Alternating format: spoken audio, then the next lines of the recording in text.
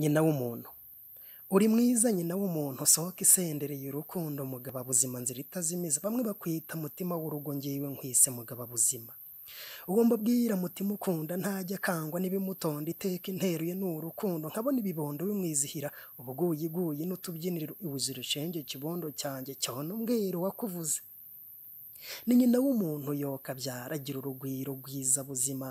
Iyo ahavuye ntihaza undi nkawe, agira umwihariko ntajorwa ntawe nkawe murezi mwiza.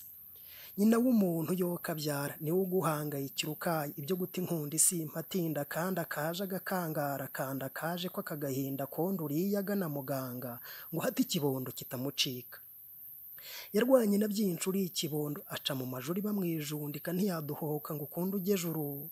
Akagira ijabwe bakamujora, agaca hirya agaca no hino ngo aronke ifunguro ry'ikibondo, ngo hade utabyimba amatama yombi amaguru yombi akaba imidido bene urwanga ngo mwajwemo. Nyina w'umuntu ni umubyeyi, kugira mu rugo ntumusange, ni nyirabakangaza ngo mutahe iteka, yizihira ibibondo mutima w'urugo ahorana isheja, myugarira ahora mushima. Nyina w'umuntu ni umubyeyi, wowe ukimufite umwiteho, nawe utamufite umusabire, muherekeresha iyo migisha, rugira byose amugabire. Nyina w'umuntu arakarama, ntajya akangwa n'ibimukanga, n'uw'igiciro muha agaciro.